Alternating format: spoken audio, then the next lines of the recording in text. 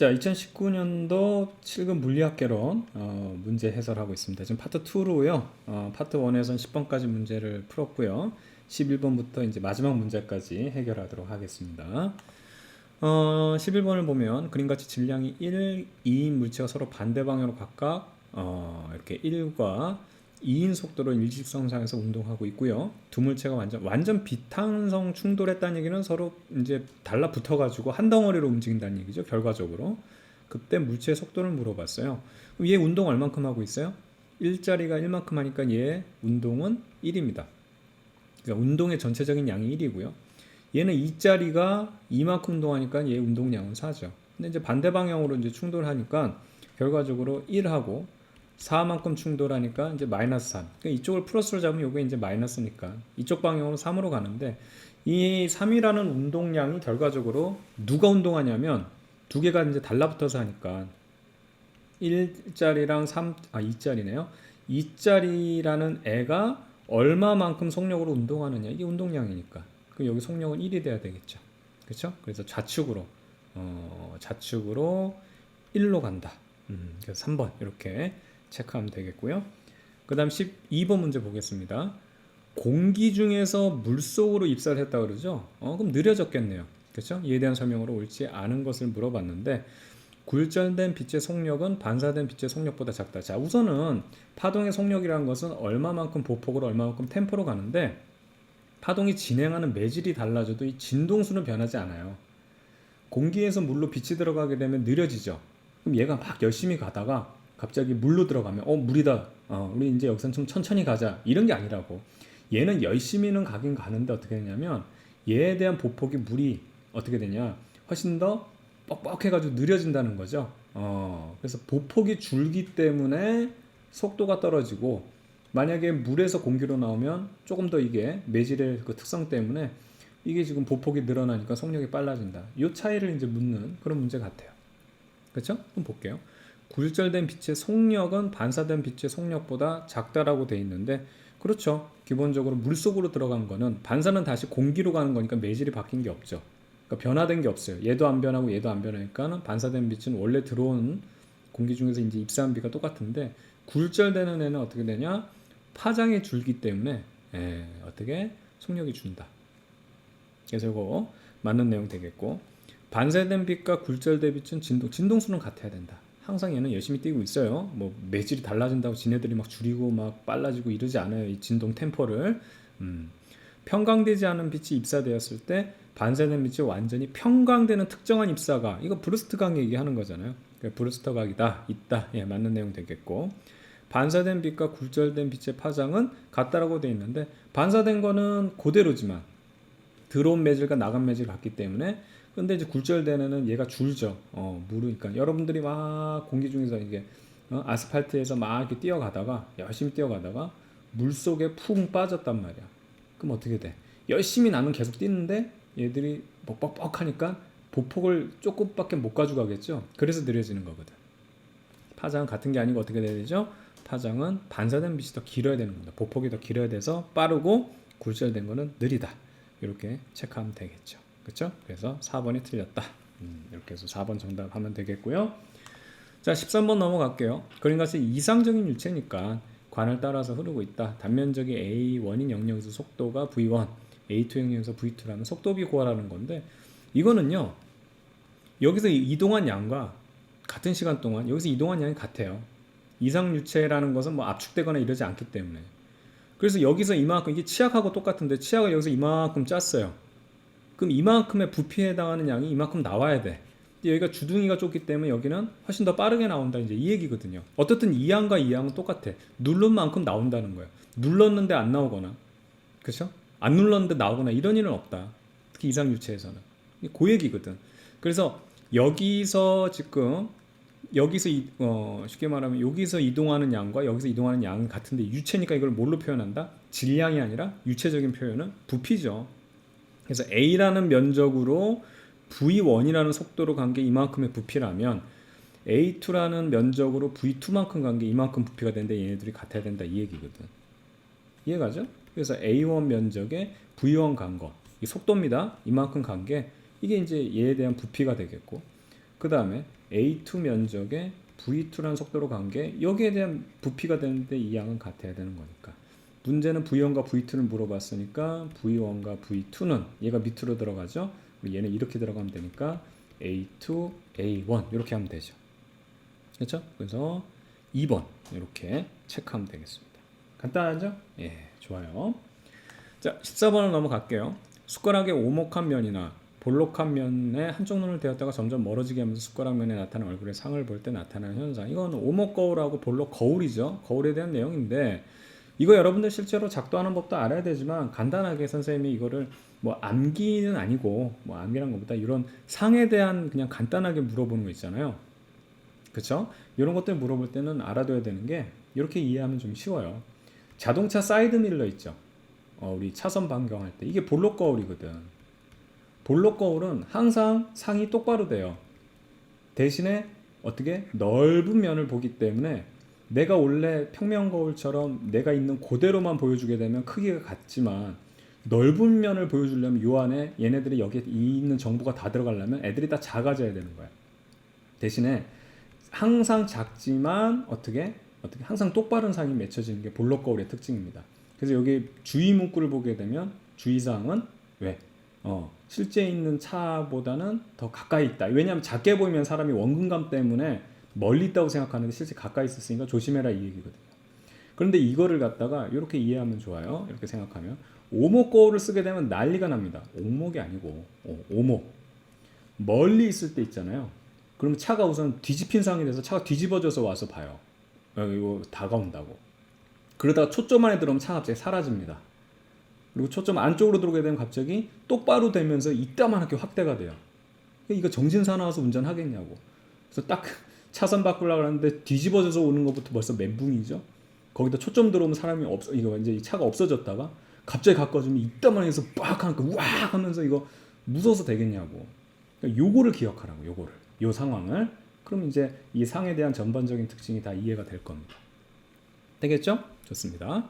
자, 오목한 면을 볼 때는 오목거울을 보는 거니까 거울의 상이 항상 바로 선 거. 항상 바로 선 거는 이제 볼록 거울이 되겠고요. 오목한 면을 볼 때는 얼굴의 상이 항상 거꾸로 선 것으로 보인다. 항상 거꾸로는 아니에요. 초점 안에 들어오면 없어졌다가 그 다음에 초점 안에 들어오면 확대되면서 커집니다. 똑바로 되면서. 볼록한 면을 볼 때는 얼굴의 상이 항상 바로 선 것으로 보인다. 이건 맞죠. 작으면서 바로 선 모습이 보이고요. 볼록한 면을 볼 때는 얼굴의 상이 항상 거꾸로 된 거 아니죠. 그래서 3번 이렇게 체크하면 되겠습니다. 되겠죠? 좋습니다. 자, 이어서 15번 문제 볼게요.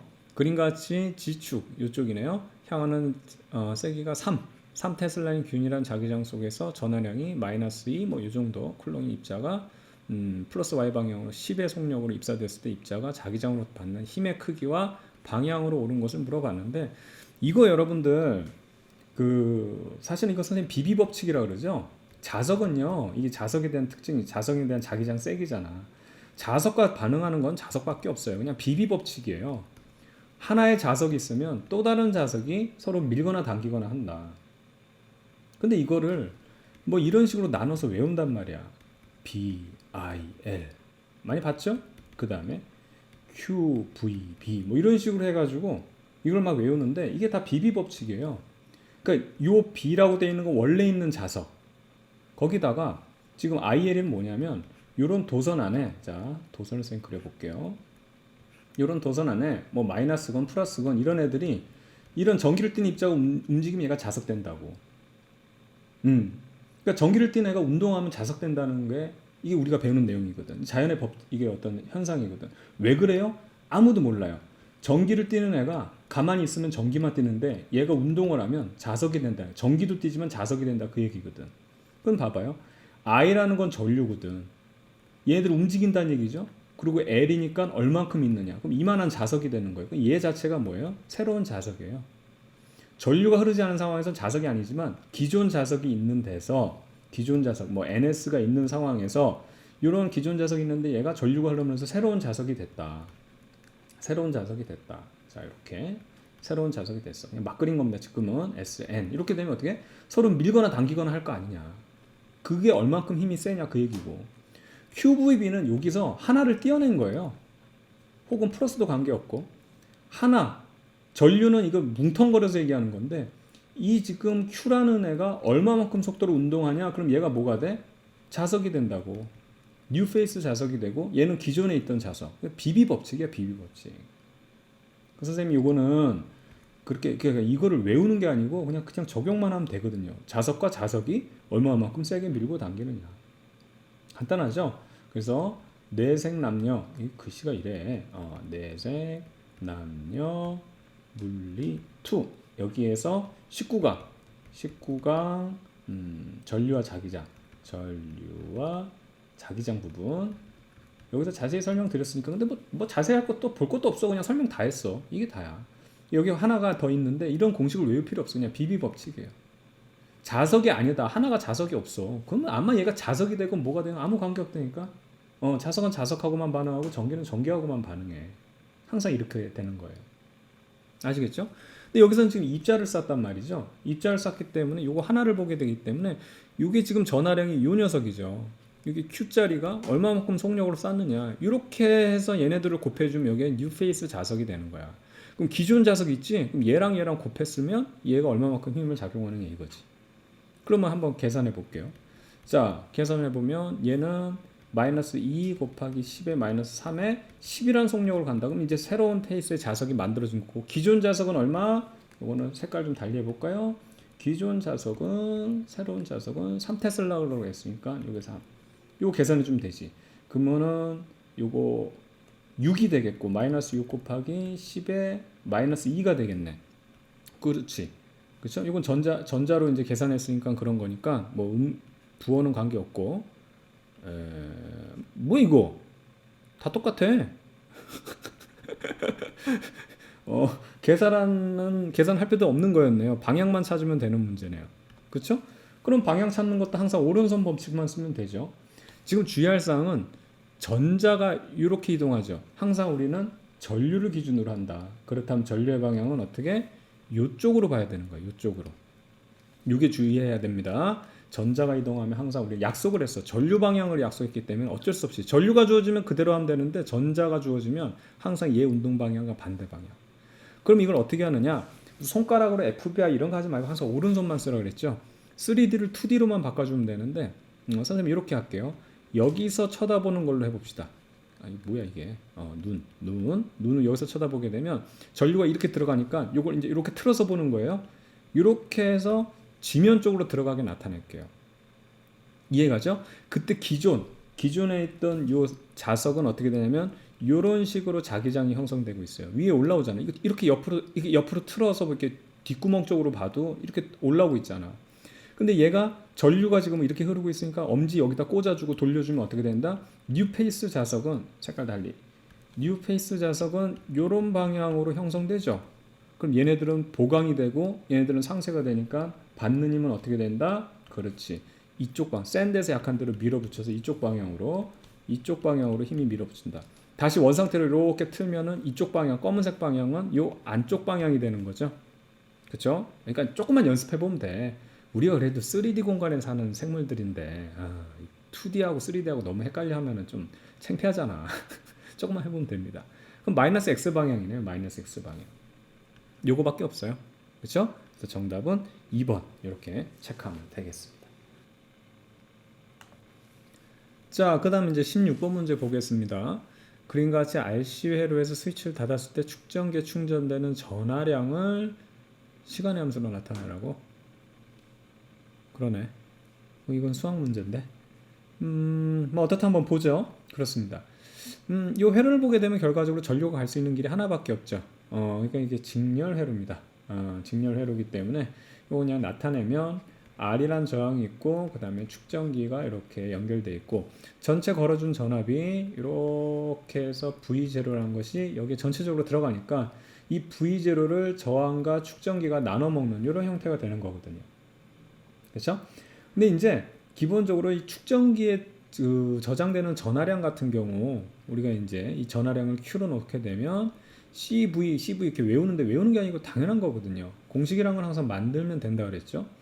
이게 무슨 뜻이냐면 어떤 축전기에 여기 이제 전하량이 들어가려면 전류가 흘러야 되잖아요. 그렇기 때문에 얼마만큼 전압을 걸어줄 건데, 그래서 축전기 용량이 크면 클수록, 그러니까 축전기 용량이 크면 클수록 더 많은 양의 충전이 될 것이고, 전기가 거기에 전압을 많이 걸어주게 되면 전류가 더 많이 흐를 거니까 더 많은 양의 전기가 충전될 것이다. 그냥 이 얘기거든. 그러니까 이 녀석을 갖다가 그렇게 CV 외우는 게 아니고 이런 연습을 하세요. 그냥 공식은 그 자리에서 그러면 막 만들 수 있다니까요. 아, 공식이 생각이 안 나. 그게 아니고 이럴 것이다 이렇게 하면 그게 돼요. 아시겠죠? 좋습니다. 근데 지금 문제가 뭐냐면 요걸 이제 구하면 되는데, 시간에 대한 함수를 나타내라고 했으니까 결과적으로 시간에 대한 함수를 나타낼 수 있는 건 전기에서 이 전류밖에 없거든. 이 전류를 얼마만큼 시간 동안 얼마만큼 전하량이 움직이냐, 이 전자들이 움직이냐, 이제 이걸로 우리가 표시를 해야 된다. 그렇죠? 이걸로 표현해 주면 되겠네요. 그럼 결과적으로 여기 걸린 전압이 있어요. I라는 전류가 흐른다고 하면 이 저항에 걸린 전압은 IR이 될 것이고, 그렇죠? 여기에 대한 전압을 지금 여기 전하량을 Q로 한다면, 자, 이 녀석에 걸린 전압은 그대로 해주면 어떻게 되냐? V라고 나타내면, 여기 걸린 전압 V로 나타나면 CQ 이렇게 되잖아요. 그렇죠? 이거 소문자로 쓸게요. 그러면 요걸 갖다가 전체 전압이라 하면 이 녀석은 IR, 그렇죠? 요거 더하기 요 축전기 용량분의 Q 이렇게 쓰면 되는 겁니다. 맞죠? 근데 이제 이 i라는 것을 우리가 이런 식으로 시간에 대한 함수로 나타내기 위해서 이걸 나타내게 되면은 결과적으로 r이 있으니까 r 곱해주고 전류를 안 써죠. dt분의 dq 이렇게 쓰면 되겠고, 플러스 c분의 q 이렇게 됩니다. 근데 이 앞에 있는 r을 다 이렇게 제거해주기 위해서 지금 요거랑 요거랑 같은 거잖아요. 양변을 다 r로 나눠주면 어떤 형태가 되냐면 싹 깨끗해지죠. dt분의 dq 플러스 r로 나눠주면 c하고 r 있잖아요. cr. 그러니까 이거 rc 쓰고 1하고 여기다 q를 이렇게 쓸게요. 이 녀석이 이제 한 거예요. 그럼 나머지가 이게 어떻게 됩니까? r분의 v0. 근데 얘네들은 이제 상수 처리하면 되는 거라. 그럼 이 형태를 잘 보게 되면 한 번 미분한 거 q에 대해서, 그리고 원함수가 있는, 그렇죠? 이런 함수가 되죠. 그래서 이게 어떤 값을 갖는다. 그럼 이게 사실은 미분적분학을 좀 찾아봤어요. 찾아봐야 돼. 왜냐하면 이거 내가 다 기억하고 있지 않을까. 얘를 결과적으로 어떻게 하냐면 양변에 익스포넨셜 함수 있잖아요.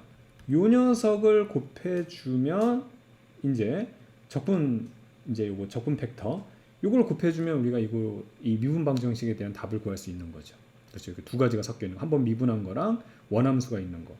그래서 요 녀석을 곱해주면 어떻게 되냐면 dt분의 dq에다가 2에 요거 그냥 곱해준 겁니다. 지금 적분 팩터 요거 인테그럴 팩터를 곱해주면 t의 색깔을 바꿔서 rc가 되겠고, 맞죠? 그리고 여기서 rc분의 1에 q 그대로 그냥 trc 이렇게 해주면 되고, 그 다음에 요 녀석에도 그냥 그대로 곱해주면 되죠. rv0 그 다음에 2에 trc 요거 곱해주면 돼요. 그럼 요 녀석을 잘 보게 되면 요 녀석을 잘 보게 되면 요 녀석을 이렇게 묶을 수가 있죠. q에다가 어떻게 2에 trc로 묶을 수 있습니다. 한 번에. 그리고 이 녀석이 남은 게 r분의 v0 그 다음에 2의 trc가 되죠. 왜 그러냐면 이제 이 녀석을 한번 미분을 해버리면 여기 q 한번 미분해주고 뒤에는 요거 한번 미분해줘서 더해줘야 되잖아요. 그래서 q 한번 미분을 해주면 요게 되는 거예요. 얘 미분한 값에서 그 다음 요건 살아있는 거 그대로 곱해준 거, 그 다음 두 번째 얘를 미분해버리면 앞에 있는 거는 살아있죠? 앞에 있는 거는 살아있으면서, 잘 봐요. 앞에 있는 건 살아있으면서 뒤에 있는 거 미분하면 r분의 c가 나오죠. 그래서 r분의 c가 나온다. 그래서 이걸 하나로 묶을 수 있다. 이거 사실 이건 미방에 대한 그 수학과 책을 보면서 솔루션을 봐야 돼요. 아시겠죠? 이 솔루션이 다 수학가들이 구해놓은 거기 때문에 수학가 애들 거 보고 이렇게 하면 되는구나. 이렇게 해서 맞춘 거거든요. 되겠죠? 이 상태에서 이제 양변에 인테그랄을 해서 얘를 빼보자. 적분을 한번 해보게 되면 요거 그대로 살아나죠. Q2에 그 다음에 TRC 나오게 되겠고, 는 이제 요거 적분하죠. 요건 상수니까 요거 적분하면 RC가 나오죠. RC분의 1인데 적분을 하는 거니까 미분이 아니라, 그럼 RC가 나온 상황에서 요 상수 그대로 RV0 쓰고 얘는 적분해도 모양은 그대로. 이렇게 나타나게 되겠습니다. 거기다가 이제 적분상수라는 게 뭐 하나 생겨야 되겠죠? 그럼 뭐 A라고 하면 이런 식으로 나타내면 되죠. 그렇죠? 그러면 이제 계산을 좀 해보면 요거 삭제가 되네요. 요거 삭제가 되고 있고 이렇게 나타낼 수 있겠네요. 그 다음에 요것도 삭제가 가능하네. 요거 익스포넨셜 삭제하고 여기다가는 대신에 ETRC라는 걸 살려주면 되고 됐죠.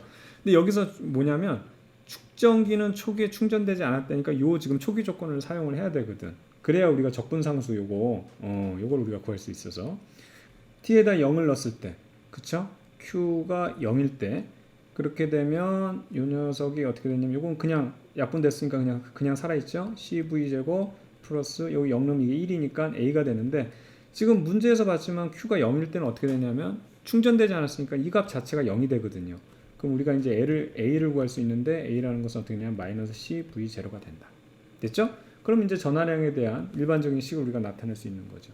그래서 q에 대한 q에 대한 t 이거를 쓰게 되면 지금 여기서 본 것처럼 cv0가 있고 요것도 약분됐으니까 지금 없는 상황에서 cv0 빨간색으로 쓸게요. cv0 살아있고 지금 얘들 날아간 상태에서 요 녀석이 살아있는데 요 녀석을 이제 우리가 구했으니까 요 a라는 걸 구했으니까 a라는 걸 해주게 되면 마이너스 cv0에 밑에 뭐가 들어갔냐면 이에 요거 익스포넨셜 함수 형태로 나타내는 거죠. 그러면 이거를 cv0로 묶어주면 1 빼기 어떻게 됩니까? 이런 형태죠. 그렇죠. 2의 t의 rc인데 이게 지금 역수니까 여기에 마이너스 붙여주면 되겠죠. 이렇게 생긴 거 찾으면 되는 거예요. 그래서 이렇게 생긴 걸 찾으면 정답은 그렇죠? 4번 이렇게 체크하면 되겠습니다. 그러니까 이 문제는 사실 미방 문제예요. 미분 접근할 수 있느냐 그거에 대한 문제니까 뭐 너무 이제 이거 내가 못했어 막 이렇게 생각할 필요 없다. 선생님 그렇게 생각을 하고 있습니다. 아시겠죠? 뭐 물리적인 문제라기보다 그냥 미분 방정 정식 풀 수 있느냐 그겁니다. 좋아요. 그러니까 사실 이런 거 솔루션을 줘야 되는데 이때 솔루션은 요거다 막 이런 식으로 안 주잖아. 그러니까 떨어뜨리려고 하는 시험이다 보니까 이런 좀 억지 같은 문제를 가끔 내기도 합니다. 자, 그 다음 17번 문제 보겠습니다. 플랭크 상수 H의 차원을 물어봤네요. 우리는 에너지라는 것은 진동수에 비례하는 걸 알고 있고 그거를 이제 이퀄로 만들어주기 위해서 보정값을 넣는 게 플랑크 상수라는 걸 알 수 있죠. 그럼 플랑크 상수라는 것 자체는 어떻게 돼요? 진동수를 뭘로? 그러니까 이제 에너지를 진동수로 나눠주면 되는데 그러면 이제 에너지 같은 경우는 줄이고 단위가 진동수는 세크의 역수죠. 근데 이제 이게 밑으로 들어가니까 얘 지금 차원은 줄에다가 세크 곱해주면 된다. 뭐야 이거? L은 길이, M은 질량, T는 시간. 그걸 좀 이렇게 또 약간 꽈냈네요.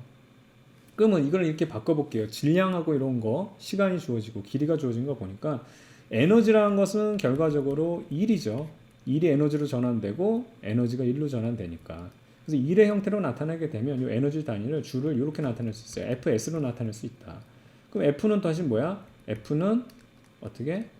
MA, S로 나타낼 수 있으니까 위에 자, 줄 퍼 세크를 이제 바꾸는 거예요. 이 줄에 해당하는 걸 지금 이걸로 바꾸는 건데 MAS죠. MAS인데 M은 킬로그램, A는 미터 퍼 세크 제곱.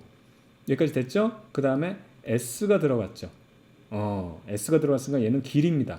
길이니까 미터로 표시할게요. S 길이. 요건 초죠. 세크입니다. 요게 이제 단위에 대한 차원이 되겠습니다. 그러면 여기 보면 그대로 킬로그램에다가 미터는 제곱이 되겠고 퍼 세크는 하나죠. 그럼 질량을 M으로 했으니까 M짜리 하나, 그러니까 여기다 그냥 쓸게요.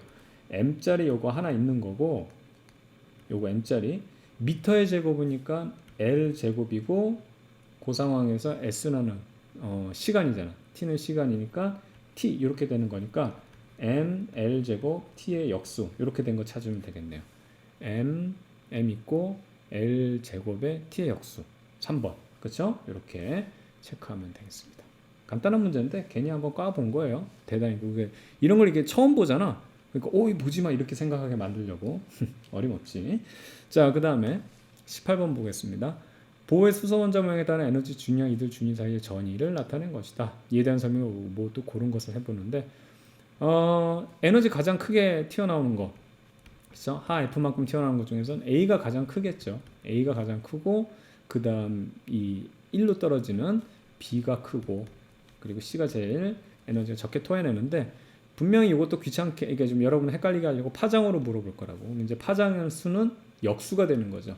이 파장수는 이런 식으로 C가 되면 파장의 C가 제일 길고 그 다음에 A가 제일 짧은 이런 식으로, 그렇죠? 이렇게 파장의 가장 긴 복사선을 방출하는 전위는 C가 되겠습니다. 그래서 이거 잘못됐고요. 전위 C에서는 전자의 에너지가 증가한다. 지금 토해내고 있잖아요. 그러니까 이게 사실 여기 원자핵을 그려야 돼요. 원자핵이 있으면 이런 전인데 지금 여기 있던 애가 여기로 떨어졌다는 얘기는 에너지를 방출하고 그만큼 자기 능력을 잃었기 때문에 다시 집으로 돌아오는 거잖아. 에너지를 먹을수록 아버지의 속박으로부터 벗어난 이 딸내미들이 나중에 아버지 속박을 완전히 벗어나면 그게 뭐예요? 프리 일렉트론. 프리 일렉트론 해가지고 자유전자. 말 그대로 자유전자예요. 완벽한 독립을 이룬 거죠. 독립을 이루기 위해서는 능력이 필요해요. 그래서 에너지를 먹어야 되는 거죠. 근데 지금 다시 집으로 돌아오는 거니까 에너지가 증가하는, 전자는 에너지를 잃은 겁니다. 능력을 잃은 거예요. 그래서 다시 집으로 기어 들어와야지 지가 어쩌겠어. 그렇죠? 바로 이거네요. 정답은 뭐 디귿만 되겠네요. 방출하는 빛 에너지 크기는 A, B, C 순이다. 맞죠? 그래서 정답은 디귿 이렇게 체크하면 되겠고요. 자, 19번은 그림과 같은 회로에서 3A 전류가 A에서 B까지 흐르고 있고요. 다 직렬 연결이네요. 그랬을 때 A와 B 사이에 전위차를 물어봤는데 어떻든 전류가 갈 수 있는 길은 이 길밖에 없죠. 여기도 3A, 여기도 3A. 어디 새로 이제 갈 수 있는 길이 없어요. 새 나갈 데가 없기 때문에 3A 간다. 그럼 여기에는 얼마만큼 전압이 지금 털리냐면 저항을 지나면 전압을 털리는 거잖아요. 그렇죠?